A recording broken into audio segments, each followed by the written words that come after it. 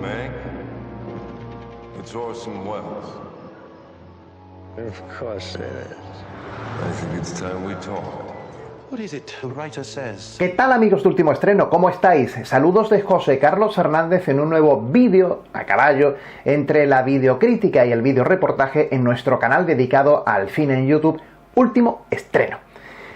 Nos vamos a trasladar a ese Hollywood naciente, a los años 30, a principios de los años 40, a todo lo que se cocía en las grandes majors que ya se estaban creando en aquellos momentos para que diera pie a lo que después fue el gran Hollywood que todos nosotros conocemos. Ese principio, y concretamente la vida de un guionista de cine muy relacionado con la que ha sido calificada como una de las mejores películas de la historia del cine, como fue Ciudadano Kane, es el entronque, el guión, la historia principal de la nueva película del interesantísimo director David Fincher. Estamos hablando de Mank. Mank, por si no lo sabéis, es la abreviatura de Mankiewicz, que es el apellido de este guionista, que era un personaje de cojones. Y que os voy a contar su historia y voy a entrelazar los personajes que salen en la película, porque el hilo argumental de la película está muy claro, pero el hilo de los personajes, para hilvanar ese argumento, hay que seguirlo muy bien durante las 2 horas y pico de la película para que no nos perdamos. Por lo pronto, si resulta que en este vídeo nos tenemos que trasladar a aquellos años, qué mejor que hacerlo con todo lo que ello supone, es decir, vamos a quitarnos esto para irnos a una cierta estética de aquellos años dorados, predorados de Hollywood. Bien, comencemos. Os voy a contar una bonita historia relacionada con el maravilloso mundo del cine. Finales de los años 20, principios de los años 30, ahí empieza a eclosionar la industria hollywoodiense, empiezan a crearse las grandes majors y en todo eso aparece una persona que es Orson Welles, el famosísimo director de cine, que no vamos ahora a hablar profusamente de él porque todo el mundo lo conoce, que con tan solo 26 años hace y presenta Ciudadano Kane.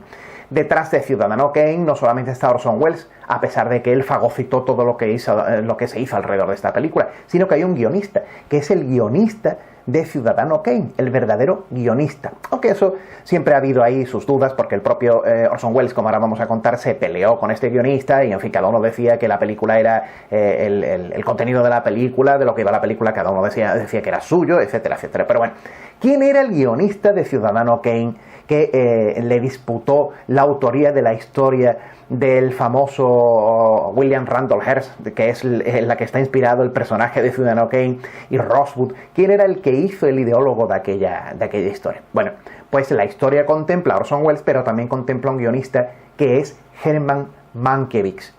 Mankiewicz, de ese apellido surge el nombre de la película del director David Fincher, que se acaba de estrenar en la plataforma Netflix, Mank, que es la abreviatura de Mankiewicz. De manera que estamos ante una película que se introduce plenamente en los entramados del Hollywood de aquellos años, que se introduce plenamente en la que ha sido calificada la mejor película de la historia del cine, una estupidez como un camión, tanto decir que es Ciudadano Kane como cualquier otra, decir que es la mejor película, eso es muy difícil de decir.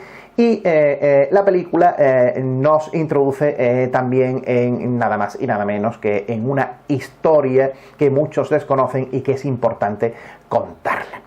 Lo primero que tenemos que decir también es que los que tienen, vosotros que tenéis relación hasta cierto punto con el cine, o los que tenéis mucha relación con el cine, o sois unos fans empedernidos de cualquier producto visual, a muchos de vosotros, y no tanto, sonará el apellido Mankiewicz, pero por otra persona. Ojo, ¿quién nos recuerda películas como Julio César, como Cleopatra con Elizabeth Taylor? ¿Quién nos recuerda ese Canto de Cisne que fue de ese director precisamente de Mankiewicz? No Herman, el que os voy a decir ahora, que fue La Huella, esa película que reflejaba clarísimamente los orígenes teatrales que tenía Mankiewicz. Pero ojo, no Herman Mankiewicz, no el guionista de Ciudadano Kane, sino Joseph Leo Mankiewicz, que era su hermano. Es decir, que si escuchamos Mankiewicz, se nos viene a la mente enseguida Leo, pero no se nos viene a la mente Herman, porque Herman prácticamente no lo conocía nadie. Pero esta película de David Fincher cuenta la historia de Herman, aunque su hermano salga de vez en cuando pululando por ahí.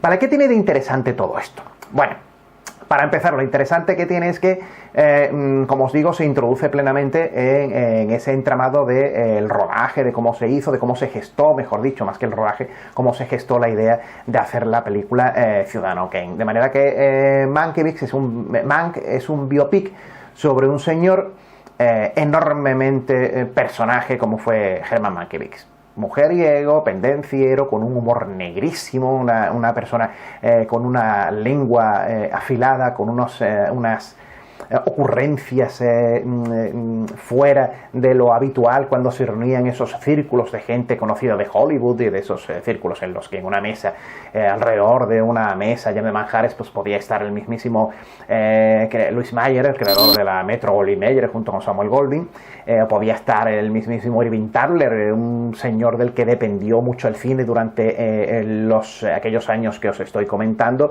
y que incluso fue uno de los creadores de la Academia de Hollywood, que entrega los Oscars, ¿no?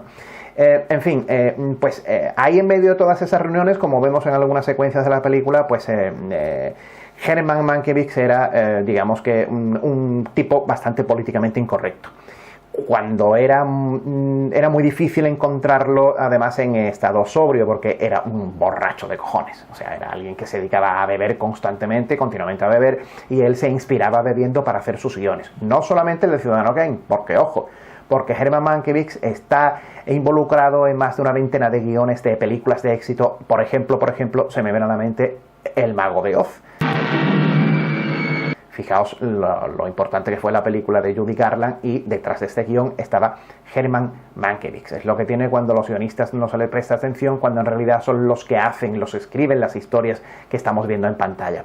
Bueno, además, Herman Mankiewicz, el protagonista de la película Mank, fue un señor que le produjo, entre otras de las películas que produjo nada más y nada menos que 4 a los hermanos Marx, entre ellas Sopa de Ganso, que es una de las más conocidas.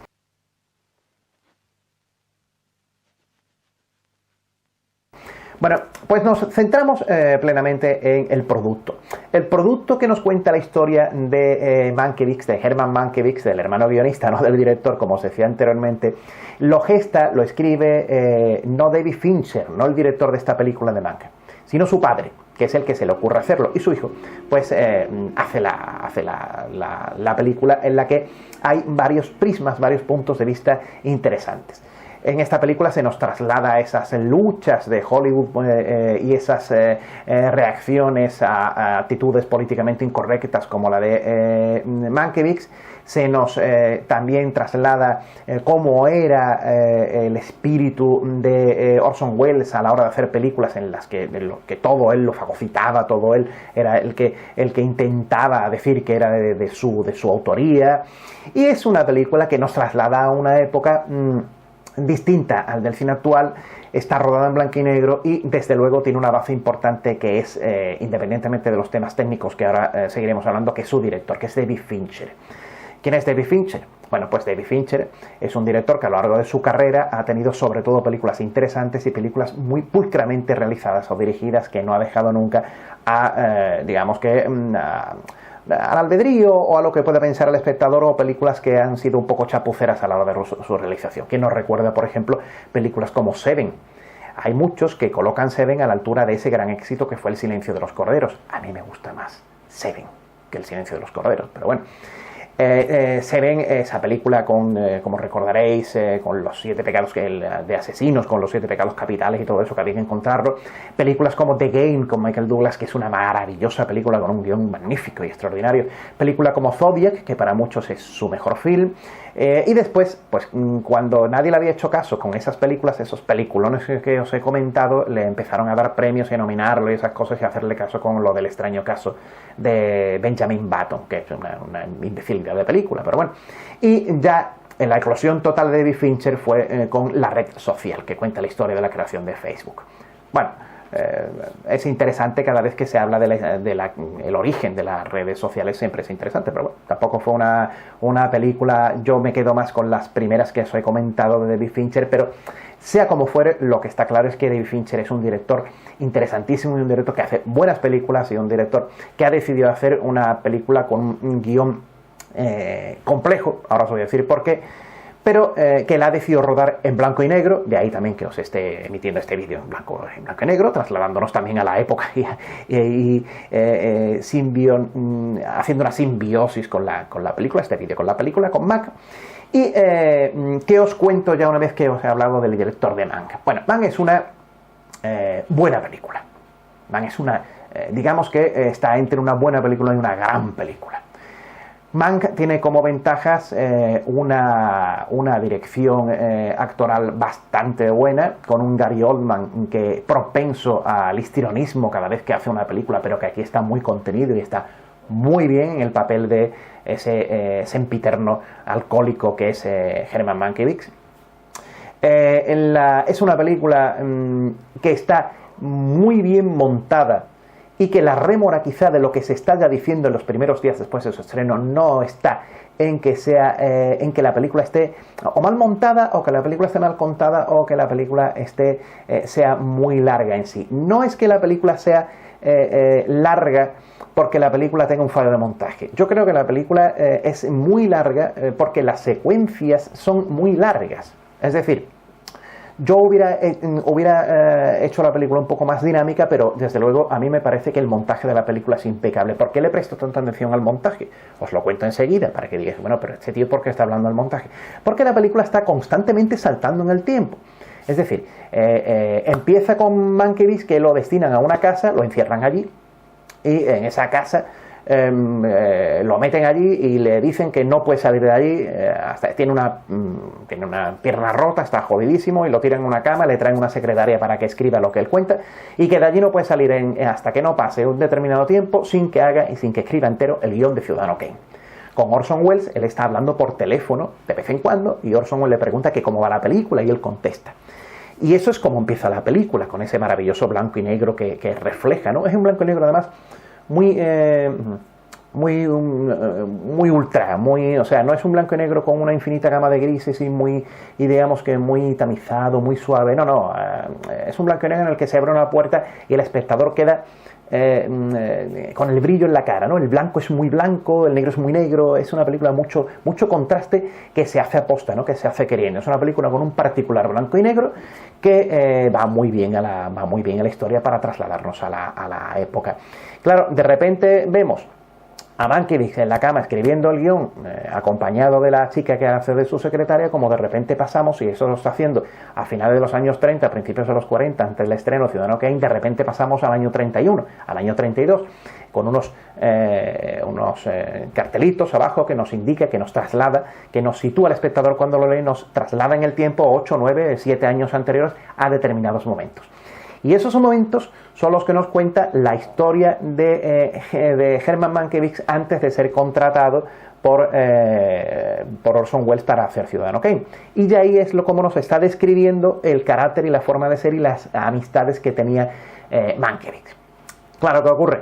Bueno, pues nos muestra esas relaciones que tenía con grandes magnates de Hollywood. Esas reuniones, esos momentos en los que él mete la pata o lo dice queriendo cosas absolutamente incorrectas, políticamente incorrectas en reuniones.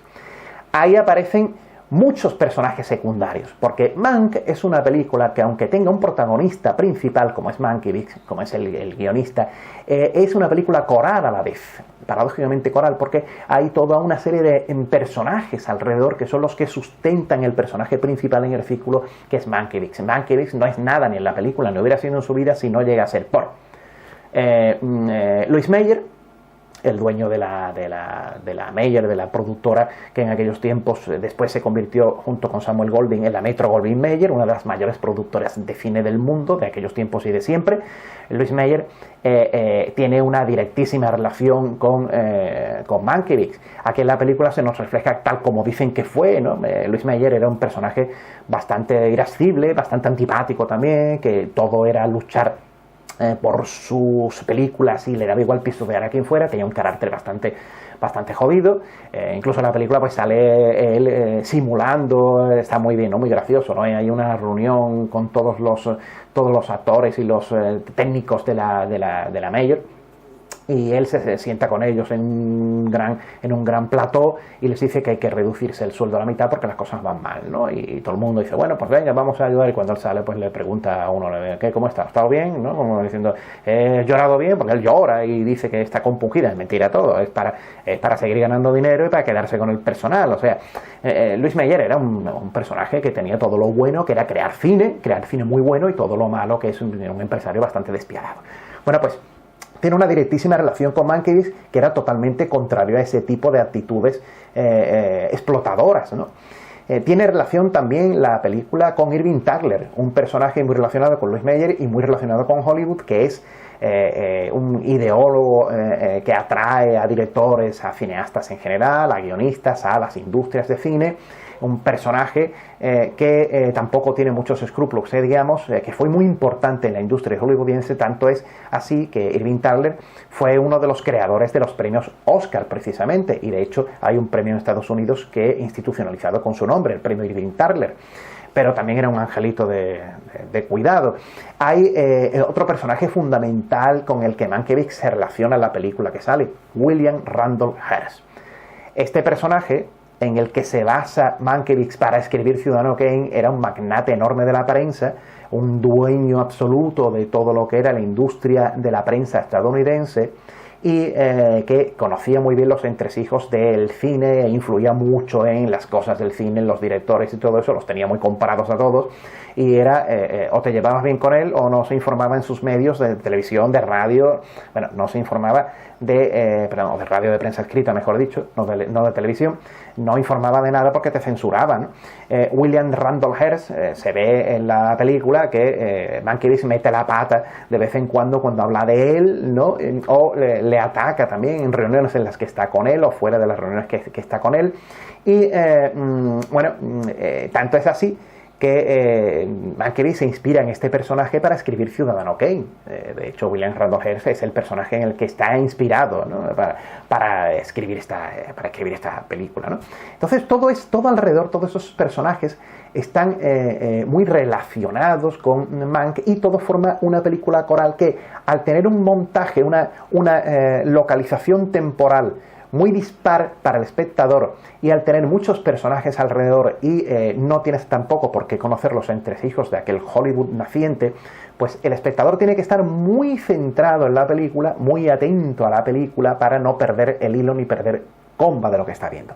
Si el espectador desde el principio, desde el inicio, se mete en el film y se mete en los personajes y se sitúa incluso como uno más, es fácil hacerlo desde el punto de vista de la localización de la cámara o de la forma de rodar de Fincher. Hay muchos momentos en los que los planos de las secuencias están muy rodados a los Scorsese, valga la comparativa, porque Fincher es un director casi de culto, pero es más conocido Scorsese, pero para que os sirva, como os estoy mostrando en estas imágenes.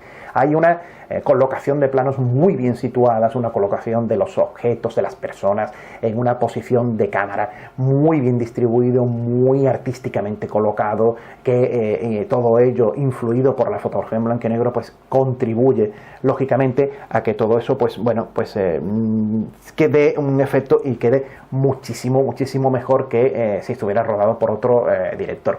Eso facilita al espectador el colocarse también como si fuera un personaje más de la industria hollywoodiense en todo ese entramado, ¿no?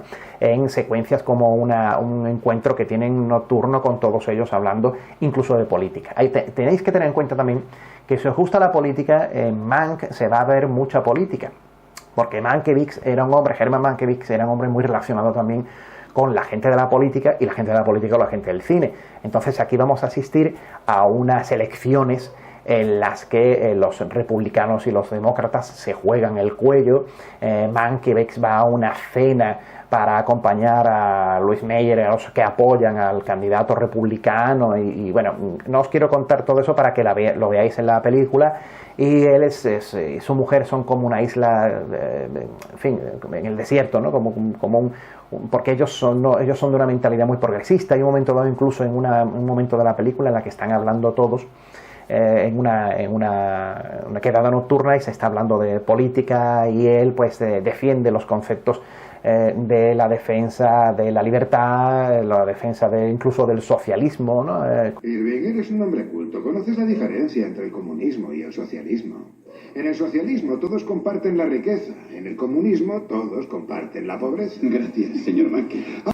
Pero Mankiewicz era una persona bastante progresista y encaja de regular manera en ese concepto despiadado empresarial, en ese concepto de las personas que estaban rodeadas, que apoyaban mucho en aquel momento al partido republicano, ¿no? más conservador. Bueno, pues ese sazonamiento de la política, de los entresijos del cine, hacen que esté todo muy bien. Hay también una parte inconfesa, difusa, bienmente difusa, que es la relación de él con Marion Davies. Marion Davies era la amante de William Randolph Hearst, del magnate de la prensa que os estoy comentando. Bueno, esplendorosa, Marion Davies en la película, el reflejo de ella también, era la amante, era una bailarina, era una especie de, cabaretera venida a más, protegida por William Randolph Hearst, que si bien William Randolph Hearst la eleva de categoría y le hace que sea esa mujer que fue en el mundo del espectáculo, la verdad es que también es un juguete roto en manos de William Randolph Hearst, porque él la amarga, él no la deja crecer como ella quiere, y eso que después de muerto él, ella fue una mujer que siguió manteniendo, incluso una mujer de negocios, una mujer sesuda, una mujer muy, muy inteligente. Y aquí en la película Mankiewicz mantiene una relación muy curiosa que nos muestra David Fincher, el director, y su padre el guionista, nos muestra una relación muy curiosa de Mankiewicz con ella, ¿no?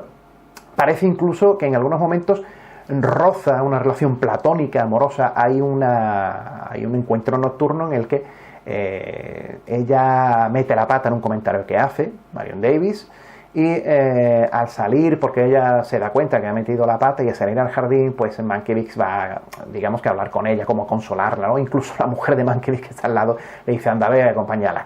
Y él sale, y hay una bellísima secuencia en la que Mankiewicz está hablando con ella, y hablan de muchas cosas del cine, de muchas cosas personales.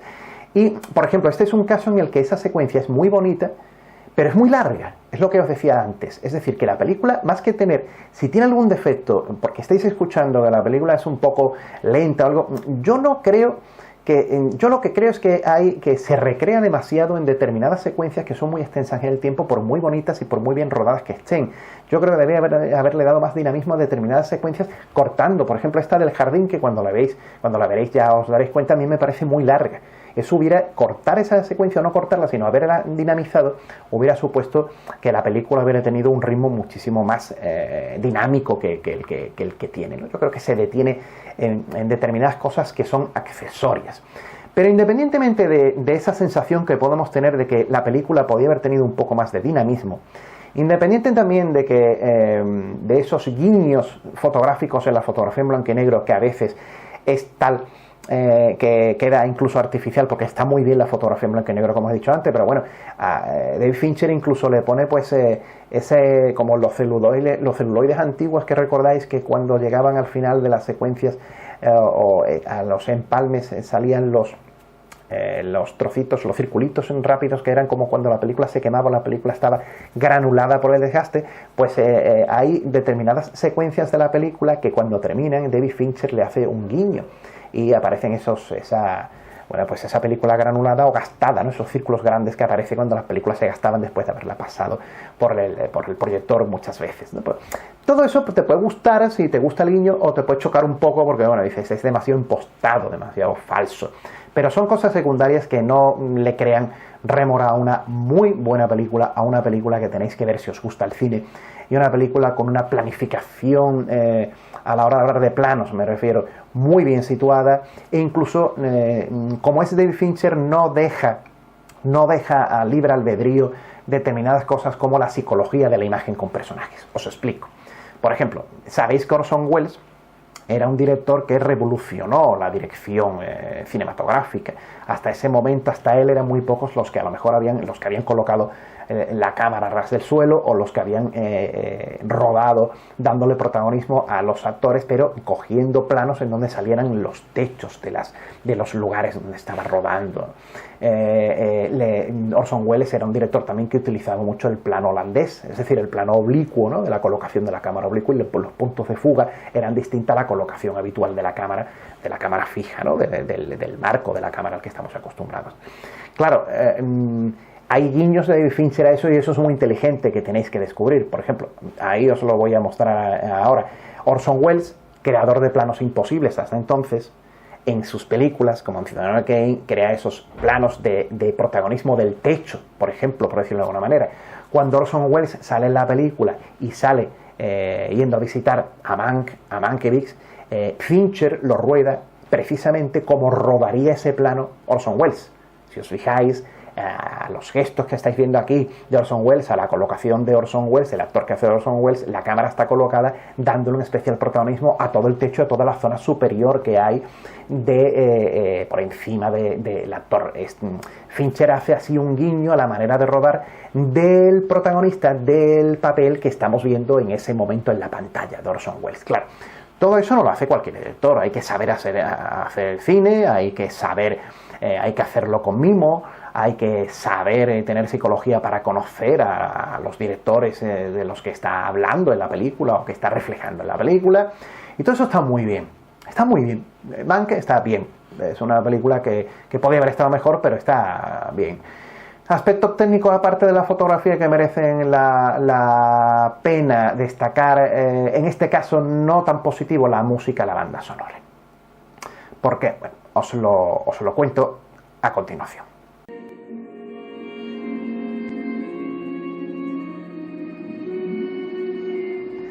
Trent Reznor y Atticus Ross son los dos compositores de la banda sonora original de Mank.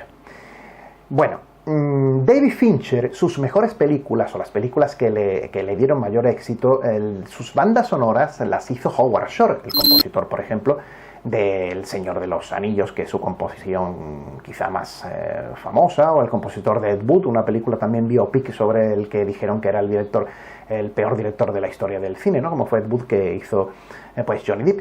Bien, pues ahora, desde hace ya un tiempo, David Fincher ha contado con estos dos compositores relativamente jóvenes para hacer las bandas sonoras de sus películas. Creo que la red social también era de ellos. ¿Qué ocurre? Bueno, pues que me llama la atención que el tema principal de la banda sonora, el tema que abre la película, Mank, que sale en los créditos al principio y todo eso, unos créditos muy clasicistas, muy al estilo del cine clásico, ese tema me da a mí un tufo tan parecido al estilo compositivo de Howard Shore, cuando ya Howard Shore pues no está trabajando con David Fincher. Bueno, si vas a contratar a alguien que va a hacer una cosa al estilo de Howard Shore, más vale que no contrates la copia, que contrates al original, coño, y hubieras contratado, en lugar de tus dos amiguetes, hubieras contratado a Howard Shore, porque el tema principal es que suena tela.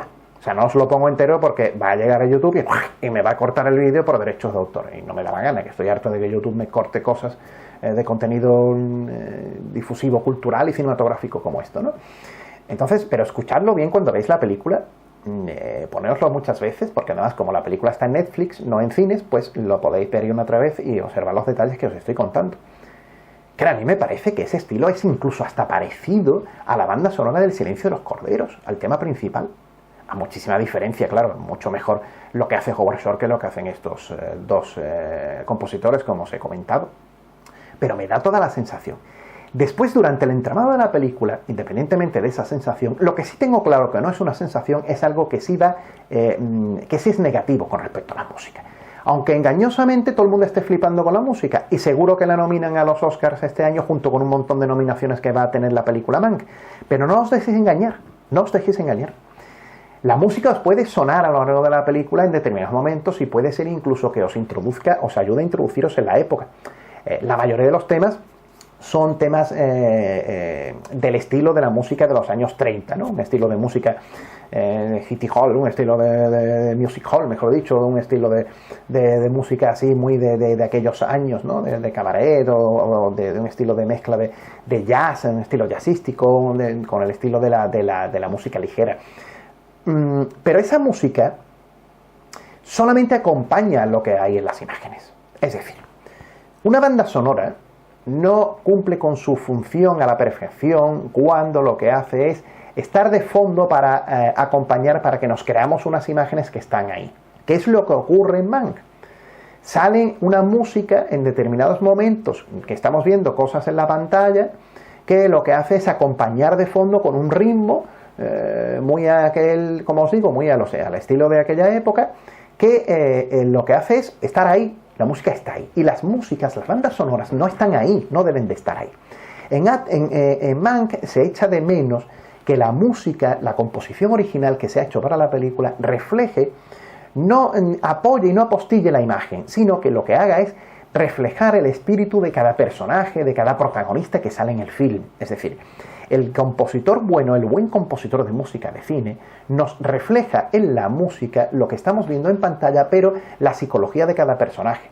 Y en Mank se echa de menos que existiendo tanto personaje alrededor corístico y un personaje tan goloso a la hora de hablar de su psicología, una persona que tiene que escribir, que está borracho, que le agobian, que es políticamente incorrecto, no hay música que refleje a Mank, no hay música para Mank, hay música ambiental de la película, hay música ambiental de la época, pero no hay música que nos diga en qué estado se encuentra Mank cuando sale a la pantalla, no hay música para esos personajes, esos devoradores que salen alrededor de ese Hollywood de aquel tiempo, que reflejen a cada uno de los personajes. No hay un tema dedicado a Irving Tagler, que lo echamos de menos, no hay un tema dedicado a William Randolph Hearst, no hay una psicología compositiva en la banda sonora. Claro, ¿por qué no la hay? Puede pasar dos cosas. Una, o que el compositor que hace la música, en este caso dos, no quiera, y lo que haga sea una música incidental o una música diegética por encima, una música que acompañe y no se meta en más nada, y un tema principal porque hay que hacerlo, o no pueda, que es lo que temo que está ocurriendo aquí o que ha ocurrido en Mank, que no pueda porque no tiene capacidad para hacerlo. Evidentemente, si la música lo hubiera hecho, por ejemplo, Howard Shore, con el que ha trabajado David Fincher, en varias ocasiones, como os digo, la música hubiera sido, lógicamente, otra, hubiera enriquecido la película, hubiera habido algo más de psicología en esa música que solamente el acompañamiento de lo que estamos viendo en las imágenes. Así que la música no llega a la calidad de la película, la música la música se queda muy corta y seguro que la nominan, porque estas cosas pasan en Hollywood, ¿no?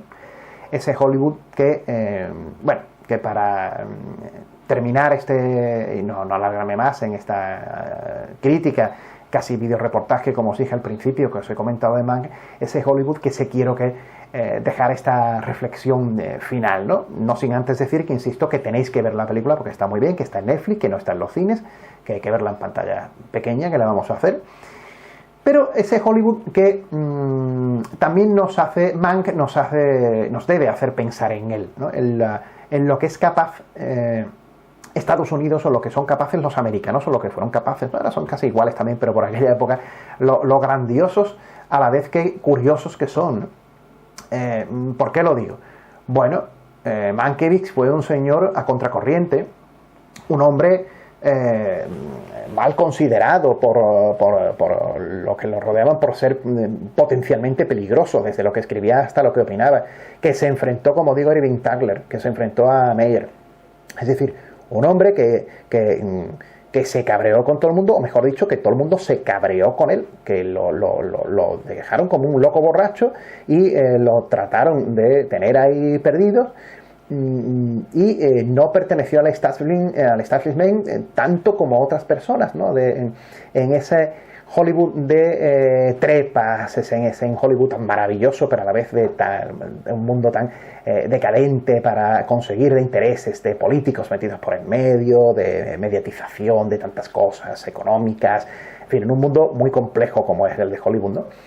Y sin embargo, el mismo Hollywood que rechaza a Mankiewicz, en el año 1942 le da el Oscar, y los premios Oscars le dan la estatuilla a Mejor Guión a Ciudadano Kane, que estuvo nominada en varias cosas, pero que el Oscar que tiene es por el guión, y lo comparte con Orson Welles. Orson Welles estaba rodando otra película y no fue, y Mankiewicz no fue tampoco a recogerlo, porque él decía que no quería ir, que le daba vergüenza y que posiblemente estaría encanado o con alguien o totalmente borracho, no lo sé, no es por faltarle respeto, a mí me parece un personaje admirabilísimo, pero es verdad que Mankiewicz, ya os he contado y ya lo vais a ver en la película. La cosa es que no fueron a recoger, ninguno de los dos fueron a recoger la estatuilla. Pero lo curioso, como os decía, es cómo alguien denostado de Hollywood es capaz de reconocerle su talento. O sea, lo apartas, se vuelve en contra tuya, tú tienes que tener cuidado con él por lo que dice, incluso no le das trabajo, lo tienes ahí, que no quieres acreditarlo en películas, pero a su vez, cuando llega la hora de la verdad, le das la estatuilla y él se la lleva a su casa, y le das el premio y lo premias. Es decir, Hollywood es capaz de lo mejor y de lo peor. De lo peor de todo su trapicheo, de todo su trepismo, y de lo mejor, el no tener rencor, el no tener memoria ni para lo bueno ni para lo malo, y cuando llega el momento, cuando llega la noche, el momento mágico, darle el mayor premio que se le puede dar a un cineasta, en este caso un guionista, que es su estatuilla. Da igual lo que hayas hecho, da igual con quién te hayas peleado, da igual que hayas hecho un guión atacando en aquel momento al mayor magnate de la prensa, pero te damos el Oscar. Eso en España no pasaría en la vida. O sea, si aquí se hace una película en la que un tío ataca descaradamente al mayor editor de prensa que existe en Europa, en España y en Europa, ese tío nos lleva el mayor premio que puede tener en la vida. Es decir, es algo sobre lo que también quiero deciros para reflexionar, ¿no? Lo curioso de lo que son la complejidad que refleja la forma de ser americana, ¿no? Capaz de lo mejor y capaz de lo peor. Bueno, pues con esta referencia que vais a ver también en Mank, termino una parte de mi videocrítica, pero ha surgido una cosa que quiero acompañarla a esta videocrítica, a este videoreportaje de último estreno, porque no os la podéis perder, de verdad, no iros todavía, porque esto tiene su salsa rosa. Bueno, os cuento, pero no os lo perdáis, estad ahí, que es tremendo, porque los herederos de tanta gente del Hollywood dorado de aquellos años están vivos, y esos herederos están escribiendo en Facebook sobre esta película. Os voy a mostrar algunas cosas curiosas ahora.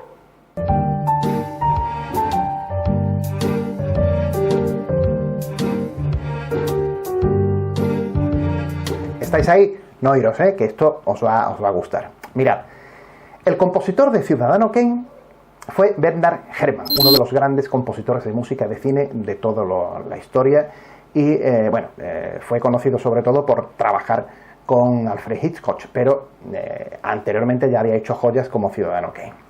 Que por cierto, los compositores de Mank no se inspiran para nada en nada de Herrmann de Ciudadano Kane, no entiendo tampoco por qué, pero vamos al cotilleo, lo que os iba a decir. Bueno, pues Bernard Herrmann, que ya falleció, que por cierto falleció la noche de Nochebuena del año 75, tuvo una hija que se llama Dorothy Herrmann. Dorothy Herrmann es muy activa en Facebook, en la red social Facebook. Yo la tengo, me precio de tenerla como amigo, y como amiga, y de vez en cuando incluso intercambiamos opiniones sobre determinadas cosas, ¿no? Y ahí está Dorothy Herrmann. Lo curioso es que Dorothy Herrmann, después de haberse estrenado el viernes en la película Mank, ha opinado sobre Mank. Y en las redes sociales, en su espacio, la hija de Bernard Herrmann ha puesto a caldo la película. No le ha gustado nada, porque no ha reflejado nada, según ella, el verdadero espíritu, o que ella discute mucho que Mankiewicz era pues un alcohólico. Por lo que ella, que ya es una persona mayor, escuchó de su padre y vio de su padre cuando trabajó con Orson Welles, y de toda la historia de lo que él contaba y todo eso. Ella defiende un poco un papel más digno, por decirlo de alguna manera, de Mankiewicz, que no era tan borracho, y ella dice que en la película hay cosas que no se ven bien reflejadas, y no comparte el criterio de David Fincher a la hora de rodar la historia sobre Mankiewicz. Bueno, vamos a ver, os voy a enseñar que os he hecho el recorte del texto concreto de lo que dice Dorothy Herrmann, la hija de Bernard Herrmann, sobre Mank. Lo estáis ahora mismo ya viendo en pantalla. Os traduzco el texto, mientras lo estáis leyendo en inglés, os traduzco el texto a continuación, que ahora os voy a contar.